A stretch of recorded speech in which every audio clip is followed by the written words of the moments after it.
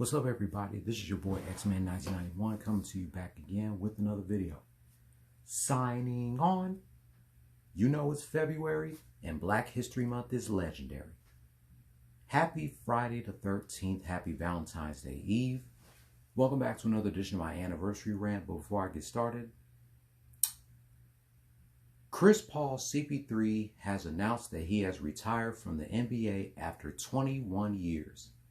After he was waived by the Toronto Raptors.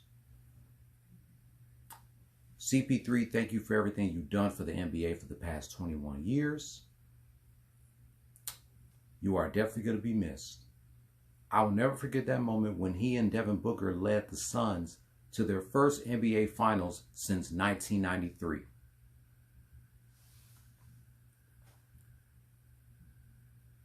And also, after he just got out of YT jail, Jay Margaria got terminated again.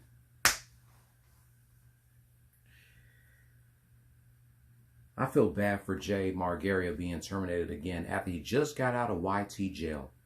After he haven't posted no videos for 2 weeks, he just came back on Wednesday and now he's gone.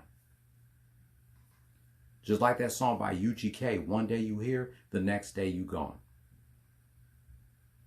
I know one son of a bitch that's behind Jay getting terminated. I'm not going to say his name, but I bet you he's the son of a bitch that's responsible for getting Jay terminated. Mikey already made a rant about it. So you can go check out Mikey's rant on who got Jay terminated. And the good news, Tubi has announced that they're going to add a massive library of Hanna-Barbera classics, Cartoon Network classics, and Warner Brothers classics to their platform starting March 1st. I'm definitely going to make a separate video about that. Because this right here just made my day. Tubi is the GOAT right now. Tubi, MeTV Tunes, and PBS Kids are the three GOATs. Especially Tubi. So I'm going to make a separate video about which classic Cartoon Network shows, Warner Brothers shows, and Hanna-Barbera shows are going to be streaming on Tubi starting March 1st. But until then, let's talk about these 3 albums that was released on this day in 1996.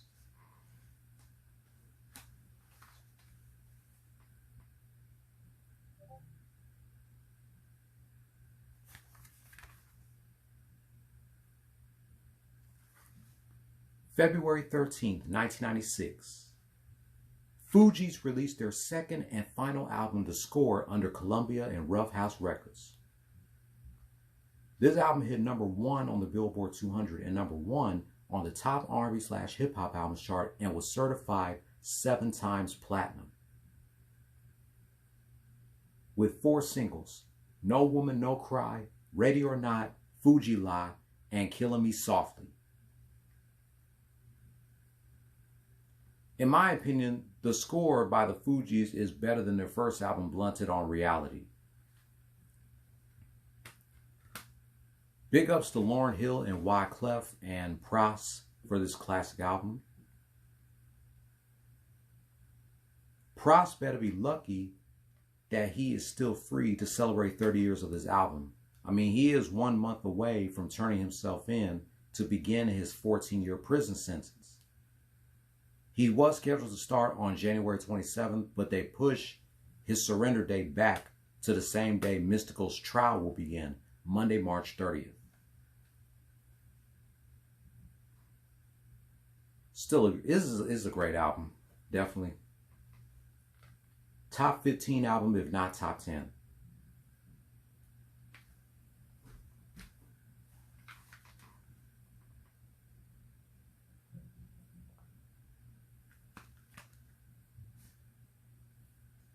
On the same day, Tupac released his 4th album, All Eyez On Me, on Death Row Records. Just like the Fugees' The Score, this also hit #1 on the Billboard 200 and #1 on the top R&B/hip-hop albums chart, and it wasn't certified diamond until 2014. Mind you, Tupac wasn't the first solo hip-hop artist to go diamond. MC Hammer was. This was Tupac's second album to hit #1 on the Billboard 200. And this was also his last album released during his lifetime, 7 months before his death. With the 4 singles, California Love, I Ain't Mad at Ya, 2 of America's Most Wanted, and How Do You Want It. The first double disc hip-hop album. This album, of course, had a lot of guest appearances. Snoop Dogg, Nate Dogg, The Outlaws, Danny Boy, Big Syke, Jewel, E40, The Dog Pound, Method Man and Redman, Casey and JoJo, Rappin' Forte, George Clinton, and the list goes on. Richie Rich, and the list goes on of all the guest appearances on his album. Tupac was 24 years old, going on 25 when he released this. He released another album in 1996. It was released a few months after his death. That was the last album he made when he was alive. But this was his last album released when he was still here. My dad has this album too. Tupac began working on his album after he got bailed out of jail by Suge Knight. And he got signed with Death Row. And California Love was not supposed to be on Pac's album. It was going to be on Dr. Dre's album, The Chronic 2, but then Dr. Dre gave it to Pac. Got My Mind Made Up was not supposed to be Tupac's song. That was supposed to be for The Dog Pound. It was going to be The Dog Pound, Method Man, Redman, Lady of Rage, and Inspector Deck on the song Got My Mind Made Up. But when Tupac got bailed out of jail and got signed with Death Row, he pretty much took that song, and it sucks that they cut Inspector Deck's verse from that song. But at the end of the song, they kept his vocals in the background.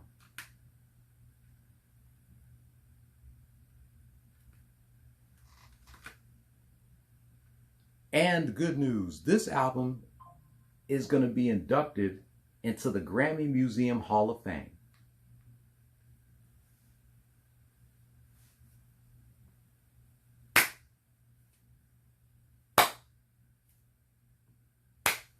Yeah, man.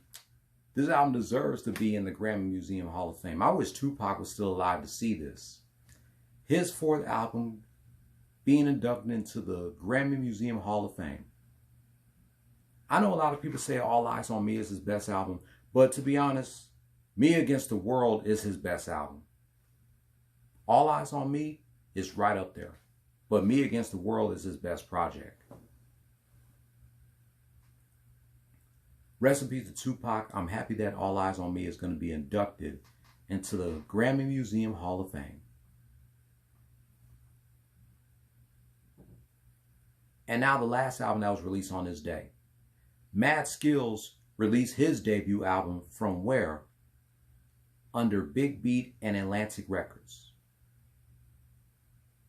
This album hit 154 on the Billboard 200 and number 18 on the top R&B/hip-hop albums chart, with 3 singles, The Nod Factor, Move Your Body, and Extra Abstract Skills. The album was praised for its strong lyrical content and production, but it suffered low sales due to the fact that that album was released on the same day as these two.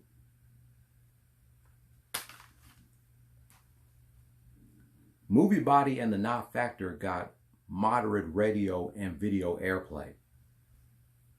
But regardless, it's still a classic album by Mad Skillz. That sucks that the album suffered poor sales because it was released on the same day as these two. I feel like Mad Skillz' album From Where was overshadowed by these two albums. But all 3 of them are classics. But I feel like Mad Skillz' album From Where deserves more credit. Congratulations to Mad Skillz on 30 years of his first album. He would not release another album until the early 2000s. That wraps up my anniversary rant celebrating 30 years of Mad Skillz from Where album, Tupac, All Eyez On Me, and Fugees, The Score. What are your thoughts about these albums turning 30 years old? If you are here, subscribe, hit the notification bell for my next anniversary rant, like this shit, comment if you want to. What do you got to lose? I'm going to go ahead and sign off here. This is X-Man 1991. Signing off. You guys take it easy out there. Y'all be safe. Holla at your boy. If I have time tonight, if not, I'll be back tomorrow to reveal all the classic Cartoon Network and Warner Brothers and Hanna-Barbera cartoons that will be streaming on Tubi starting March 1st. Happy 30th anniversary to Fugees, The Score, Tupac, All Eyez On Me, and Mad Skillz from Where. Play stupid games, win stupid prizes. No more talk.